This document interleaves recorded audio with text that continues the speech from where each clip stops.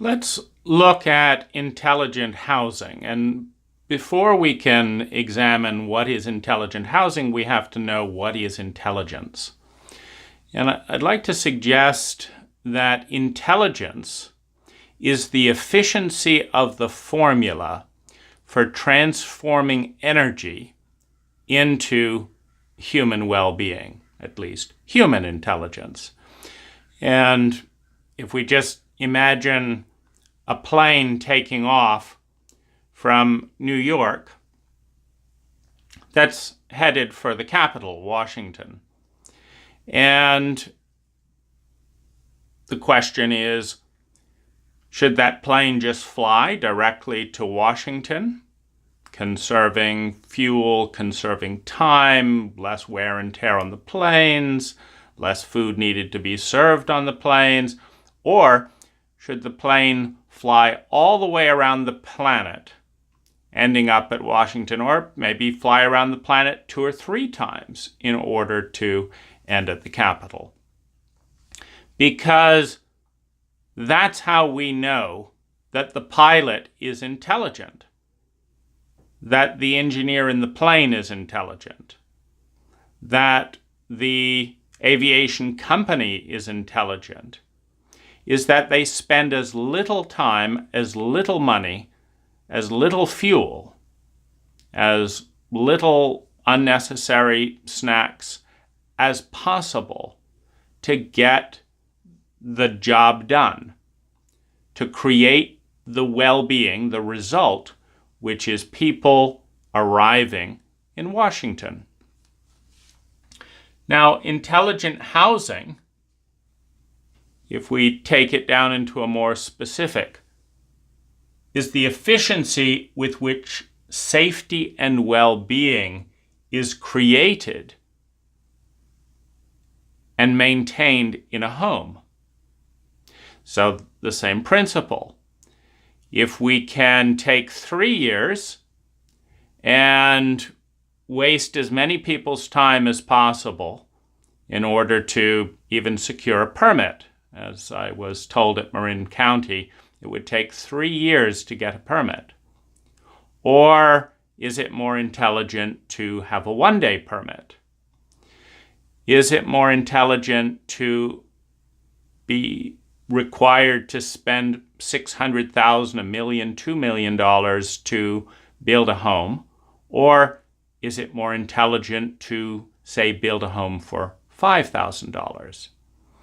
In other words, intelligent housing and the intelligence of those people regulating housing can be determined by the efficiency with which time, money, and natural resources, including land, are transformed from spaces and things that do not provide safety and a high quality of life in housing into what does create safe housing with people in them who experience well-being. So if we understand that the easier it is to construct and build a home, the cheaper it is to construct and build a home, the more well-being that a home can generate, and simultaneously in that formula, the less negative impact in the process, we then begin to get a sense of some of the more detailed metrics that relate to intelligent housing. So one of them is how fire safe. For example, if you have a 5,000 square foot mansion made of highly flammable wood that's in turn painted with highly flammable paint, is it safe for the firefighters when that gets ablaze and starts shooting 60 feet in the air? Is it as safe as, for example, a 20 by 20 foot house that is made of the same material. And so we see that size correlates with fire safety. It's easier for firefighters to put out a small house than a big house. So one of the metrics in fire safety is size. The other is the quality of materials. And the other is fire techniques and prevention on site. What I mean by that is, for a giant fire, you need a fire truck. For a small fire, you need a handheld fire extinguisher and a garden hose. So one of the things that dramatically decreases cost to neighbors, cost to city, is to actually create modules of fire that are small enough that the individual homeowner can put out themselves, as well as having a water setup that is easy for a homeowner to be able to, respond to. Just about any of us could put out a 10 by 20 foot fire as it's getting started. None of us could put out a 60 by 40 foot fire. That requires a substantial investment in the municipality for the equipment capable of putting something out that big. The same is true with neighbors. If you have housing that's big, that's 10 feet away from each other, as in 5 feet away from the property line with two large structures, you've now got the potential for contagion. If you have smaller structures further away from the property lower down, you've got buffers. You've got lower heat, easier to put out, and greater buffers. Next, we go to cost, and we're looking at money costs here. And again, the obvious question is, if we build bigger, all things being equal, will the cost go up or down? Well, it'll go up. And so we can see that from a cost benefit or cost dimension alone, the smaller you build, the lower the cost.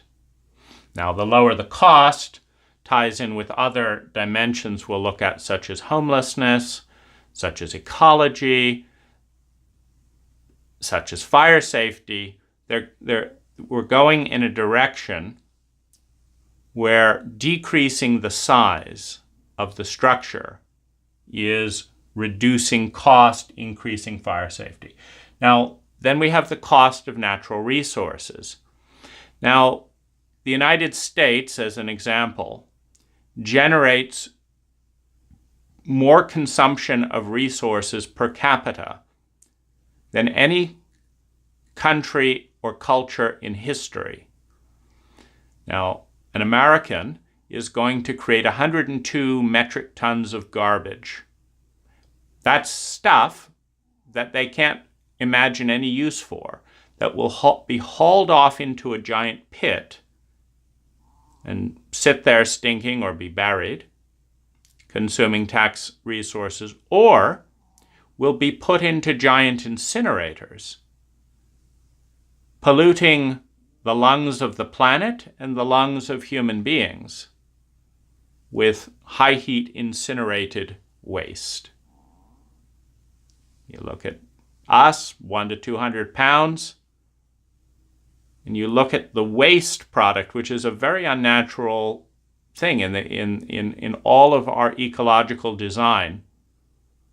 We are the only mammal to create unusable energy, because that's all garbage is. We take natural resources and we turn them into things that we can't figure out how to use, and we throw them in a big hole. And they're not good for the groundwater. They're not good for the animals. We're destroying nature as well. So we're taking energy that is highly recyclable and usable, and we're turning it into something that is highly toxic. And then we're doing that at a rate of 102 tons per individual. Well, is that intelligent? Would it be as intelligent as, for example, creating a ton of garbage rather than 100 tons of garbage, that by the time you were dead, there would be a ton of toxic waste somewhere in your country? Would that be better than having 100 tons of toxic waste? Well, it's more intelligent to conserve resources. Now again, the smaller the house, the fewer the resources. It's a very obvious equation. Now, it's not just the fewer resources, though.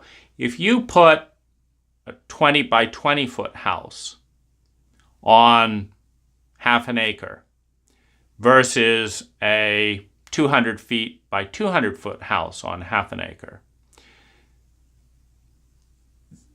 it's not just the resources to build the house. It's also the fact that that area does not exist as part of the natural ecology. The bigger the house, the less nature, the less absorption of rainwater into the soil, the less creation of oxygen, the less management of erosion. So we're actually deleting natural resources at the same time we're adding unnatural resources into the ecology.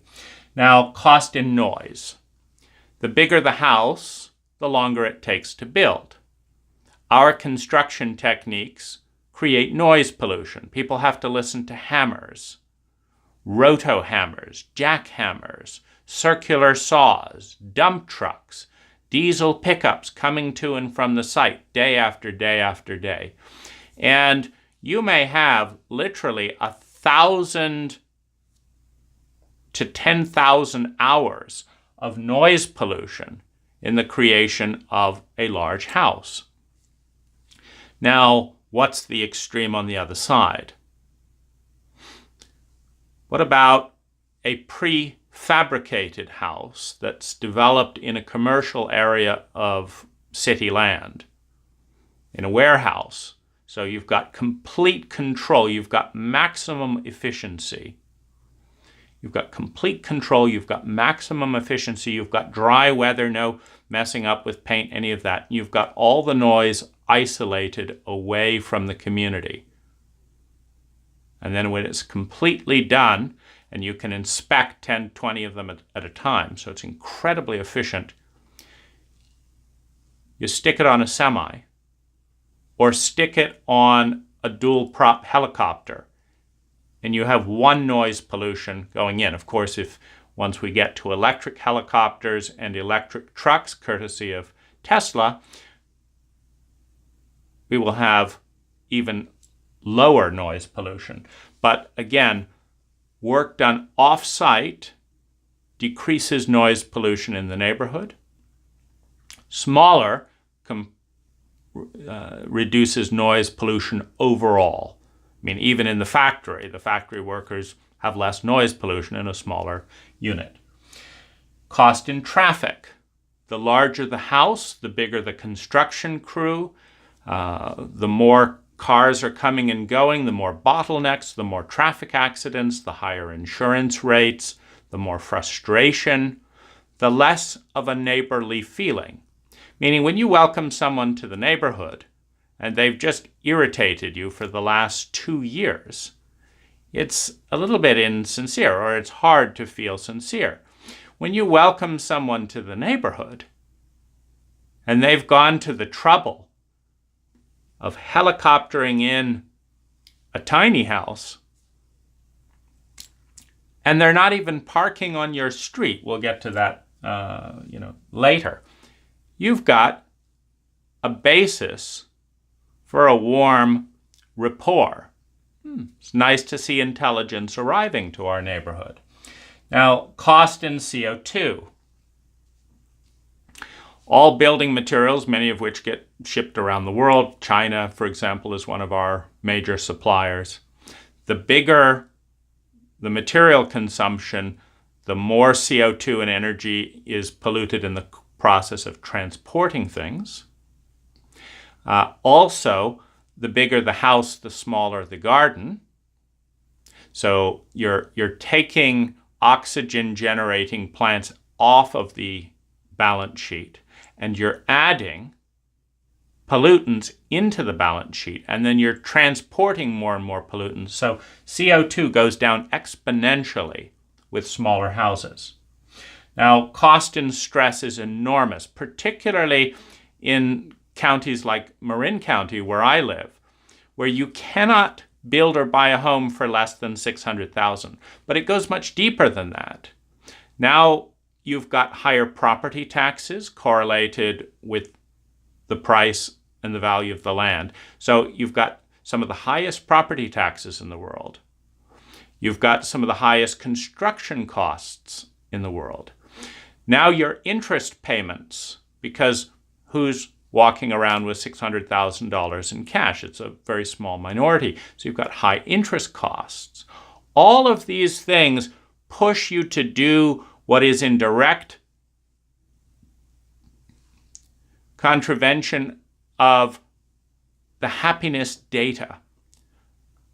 The data on happiness says that fewer commute hours, better sleep, more time with a healthier family is what elevates happiness.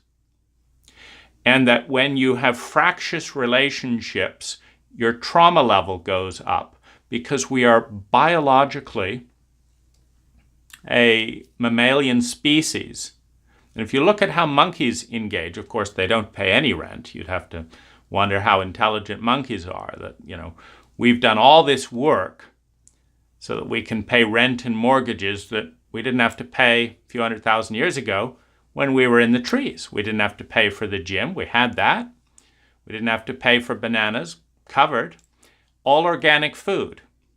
And so again, you look at the intelligence factor of moving away from that environment into a situation where a large percentage of people have chronic anxiety because they don't know how they're going to manage their debt, and they're already maxed out in hours. So when you reduce cost by reducing size, you reduce stress, which increases health when we get over to the health metric. Now, cost in beauty. Would you rather be a neighbor looking down at a cute little stone-built cottage, or a custom piece of art, or a buried hobbit hole? In other words, would you like to look down at primarily natural beauty, or would you like to look at a giant house that blocked part of your view and a few feet away from your property line? I don't think that's a big question for most of us. Now, cost in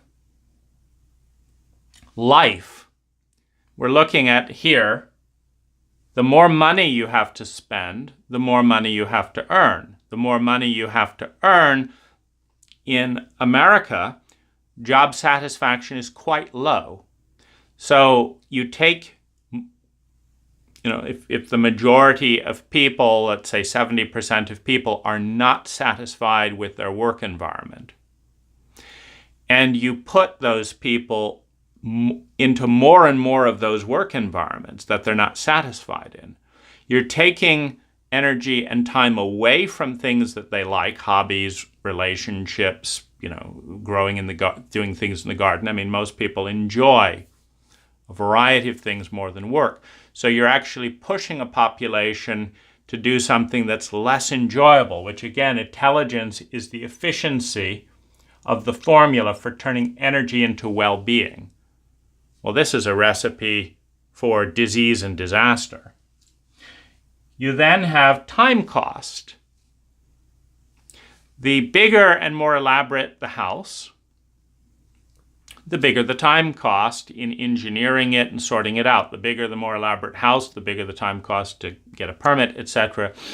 When we're talking, down to the very bare bones here, 100, 200, 300 square foot, self-contained units, they can be pre-engineered, pre-approved.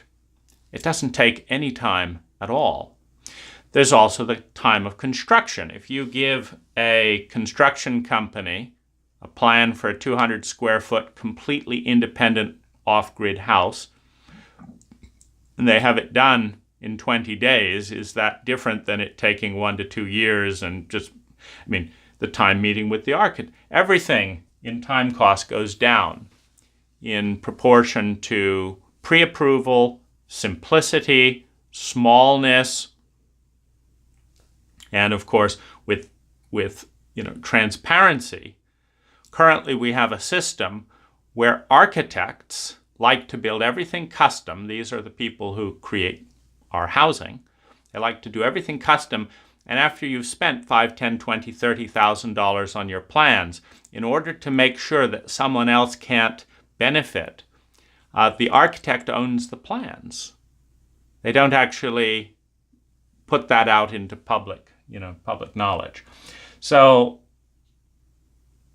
if we look at the different dimensions, we see neighbors, and we should actually look at one other cost, which is transportation. The typical person uses the average car 1 hour a day.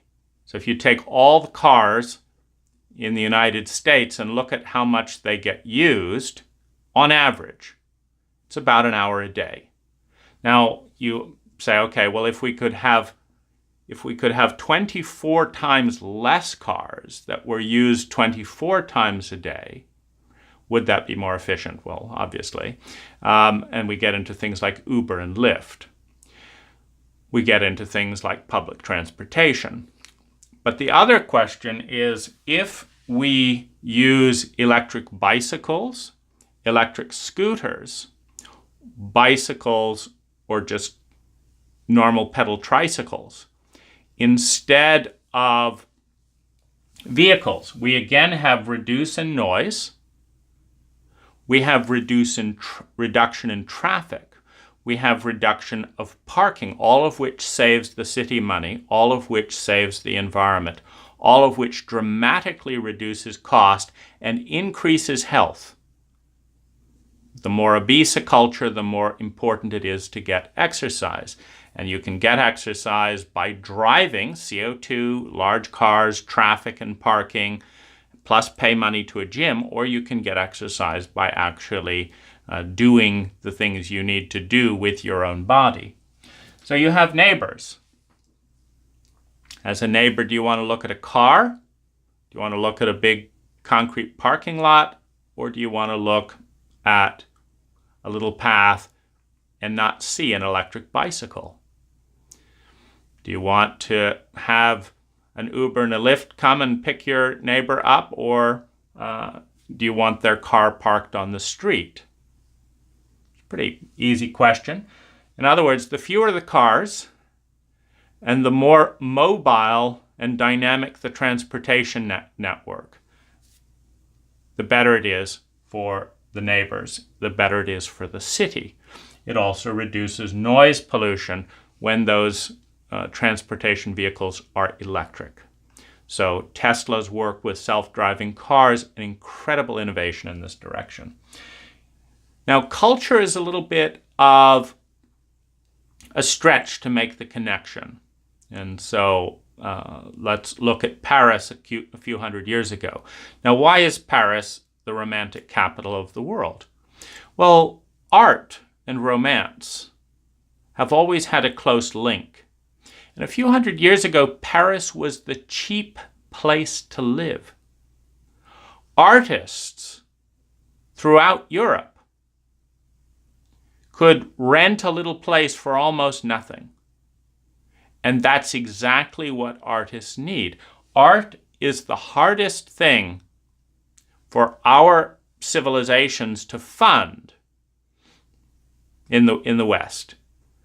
Because in the hierarchy of human needs, survival, security, love and belonging, self-esteem, you have the first four human needs, many of which have not been met in America, meaning there are Americans all over the country who don't feel secure in their survival, who don't feel secure in their sense of love and belonging. These are needs. who don't have a high sense of self-esteem, who hate themselves. Suicide is actually a big issue. So they haven't got the first 4 needs met. Now that's obviously a sign of a low intelligent culture. A high intelligent culture, there isn't anyone in the culture who isn't clearly surviving, who is not secure in their survival, and who does not feel a sense of love and belonging in their community. These are the 3 basic needs. Go over to a place like Copenhagen, covered, completely covered. Now, when you have your core basic needs, of course, your well-being is much higher, and your sense of self-esteem is higher. Now, the pivot towards art and beauty and aesthetics happens at need number 5. Now, you've got 2 ways of doing this. You can just create lots of billionaires and, covered, and then teach them some social skills so they have friends, and at some point, they will turn to art. George Bush Jr. has become a painter. It's probably a lot more enjoyable for him than it was to be president. Jim Carrey, again, a painter. So you can reach that level of art by creating, multimillionaires who find some need, some ability to create friends and then create free time. Or you can reduce the cost of housing to such a point that it takes very little for an individual in that culture to sustain themselves. And of course, you do that with small, cost-effective housing. The more art is in a culture, the more innovation is in the culture, and the more well-being is in a culture.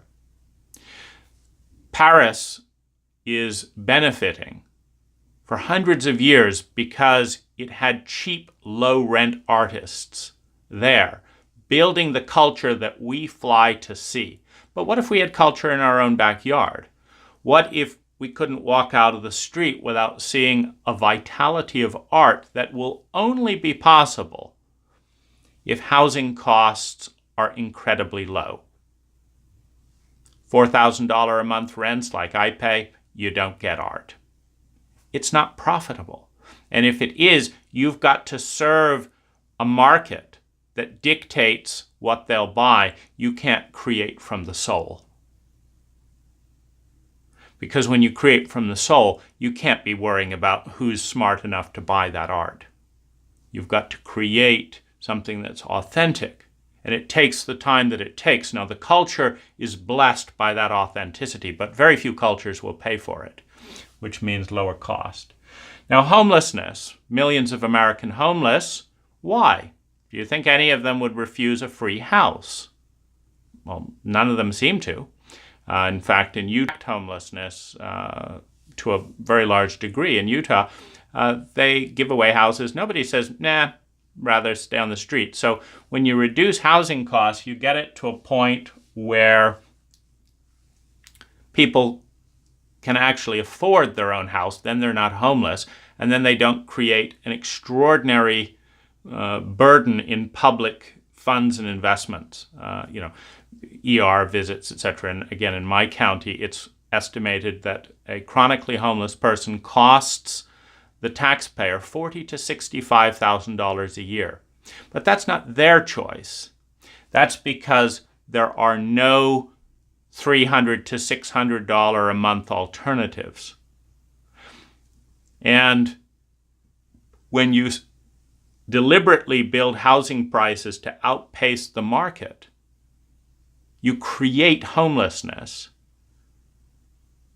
And then when you say you don't have enough money to solve homelessness, you spend $40,000 to $60,000 a year in ER visits, park redesigns, extra policing, prison cells. It's a joke. So, and nobody's happy. If you're a policeman and you enjoy arresting a 70-year-old lady for sleeping on the sidewalk, you're in a sociopathic state. You're not a happy person. The people who walk by and say, yeah, that's the thing to do with our elderly, they're not happy.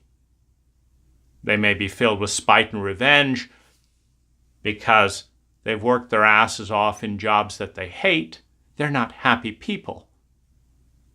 Happy people enjoy being kind to other people. And one of the most unkind things that you can do is say, hard luck. Your company stole your savings pension. You got a disability from being raped. Hard luck. We've outpriced all of the housing, and now we're going to arrest you. It's not intelligent. We're talking about spending vast amounts of money to implement a cruel and unhappy culture that has no winners. No one wins in that game. Health. The lower the stress, the better the health. There is nothing that reduces stress as much as being certain of your security, of survival, of your love and belonging, a sense that you did something good. You see, but most of us could never build a 2,000 square foot house. Just hammering alone, it would wear us out. But just about all of us could create a 120 square foot beautiful sleeping area. You see, and we tend to have this illusion in our culture that big is better. That's part of our chauvinistic bent. Bigger is always better. Stronger is better. Men are better. It's part of our chauvinistic machismo history to compare and to compete on size. But it isn't intelligent. I mean, in China right now, some of the billionaires, they get together in Shanghai in the clubs, and the competition is to see who can uncork the most bottles of the most expensive Brut champagne available. And they cost around $2,000 a bottle. And so the high rollers, you're a high roller in China, because of course bigger is better, more is better, machismo, they're going through their phase. It's an adolescent phase in capitalism. So they uncork up to 200 bottles a night per person. I mean, the competition is you'll get a bunch of high rollers there. And first of all, they have to spend money to hire prostitutes and friends to come because, they've got to, they can't just look like complete idiots opening these things. So first they've got to bring the biggest entourage. And then they'll just say, bring out another 100 bottles and open them up and spray them around the room. So you're a high roller if you can waste $400,000 a night. Oh, that's what gets written up. Here we write up the the Fortune 400 list, which is why our president lied to get on the list, because we measure money as well. But this is not intelligent, meaning many of these billionaires would probably be happier with a quiet night at home. It's just this addiction, to more is better. So when you can satisfy your survival, your security, your love and belonging, which also means creating a culture that actually values you as a human being. Because you have to understand that when someone feels that if someone else wastes more champagne than they do, even after they've got $1 billion, that somehow it's an offense to their status. You have to understand that they don't think they as a human being has any value. Just like our homeless, they understand that they as a human being don't have value because the only reason they don't have a house is because they don't have money. Your whole value gets tied up in dollars, which means that everyone competes to go to the highest paying job. It used to be lawyers, doctors, etc. Now, it's people who turn Google clickbait into the most money. If you can waste more people's time in our culture by getting them to read and watch YouTube videos they don't want or can't get any value from, you will make millions of dollars and be highly praised because you've wasted more people's time. It's not intelligent. It's addictive. So the environment benefits the smaller something is because we have a destructive relationship that we've created. Teepees 500 years ago, an entire tribe of Indians walk away from their village. In less than 30 years, it's completely covered in nature without a single bit of toxic waste. Not so much with us. So smaller benefits the environment. Bicycles benefit parking. Having something brought in once benefits the parking for the whole neighborhood, because you don't have to park 4 construction vehicles plus a building inspector who's popping in erratically, and it's just a nightmare. Independence. When you have an off-grid reverse osmosis system that collects rainwater, you are not draining the reservoirs. It takes less energy to gather something from a gutter or a dry riverbed or even road runoff.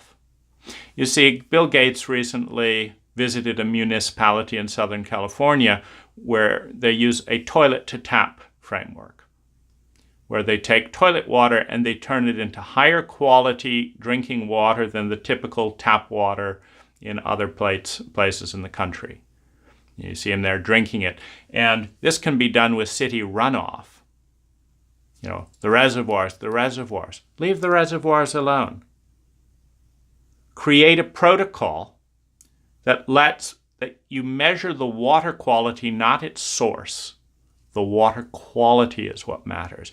And if you can create water quality for less money than it would take you to pay off a water hookup fee at $50,000 in my county, Marin, over the next 20 years, you've helped everyone. But what we're looking at is independence. You see, what happens when a major pipe breaks and all the houses in that neighborhood have no water? Well, when you've got your own water supply, you have water. And the neighbors can come to you. You've created an independence. And the more independent something is, the more resilient it is in disaster and emergency.